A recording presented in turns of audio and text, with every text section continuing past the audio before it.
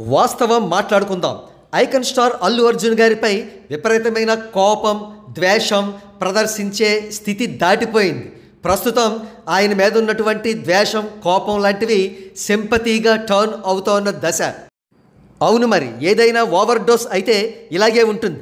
ఎంతటి ద్వేషానికైనా సరే ఒక హద్దు అంటూ ఉంటుంది. ఆ హద్దును కూడా చెరిపేసి విపరీతమైన అక్కసును అలా ప్రదర్శించుకుంటూ పోతే ఎలా? నిజమే, అల్లు అర్జున్ గారు చేసింది భయంకరమైన తప్పే. ఆయన ప్రస్తుత కాలమాన రాజకీయ పరిస్థితులను బేరీజు వేసుకోకుండా గుడ్డిగా తన ఫ్రెండ్ అనే ఉద్దేశంతో ఒక వ్యక్తిని సపోర్ట్ చేశారు. అయితే అందుకు తగిన మూల్యం చెల్లించుకున్నారు. జన సైనికులకు టార్గెట్ అయ్యారు. సోషల్ మీడియాలో విపరీతమైన హేట్రెడ్ను ఎదుర్కొన్నారు. అదంతా గతం. ఇక ప్రస్తుతానికి వస్తే అల్లు అర్జున్ గారి కంటే స్థాయిలో ఎన్నో రెట్లు తక్కువైన ఒక జబర్దస్త్ ఆర్టిస్ట్ కిరాక్ ఆర్పి అల్లు అర్జున్ గారిని కేంద్రంగా చేసుకుని విపరీతమైన విమర్శలు చేస్తున్నాడు. తద్వారా అల్లు అర్జున్ గారిని డీఫేమ్ చేసే ప్రయత్నం చేస్తున్నాడు. అయితే ముందుగా ఇతడు విమర్శలు చేయడం వల్లే అల్లు అర్జున్ గారి ఫ్యాన్స్ ఇతడి హోటల్పై దాడి చేశారనే వార్తలు వినవచ్చాయి. అందులో ఎంతవరకు నిజం ఉందో తెలియదు.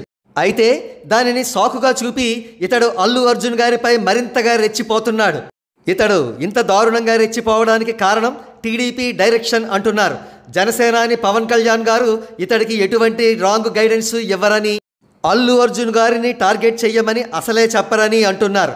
కాకపోతే ఇతడు తనకి సపోర్ట్ కొంచెం గట్టిగా ఉండడం కోసం జన సైనికుల తరఫున మాట్లాడుతున్నట్టుగా నటిస్తున్నాడు.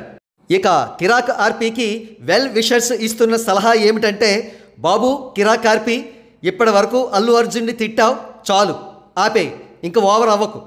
మెగా ఫ్యామిలీలో అందరూ ఒకటే.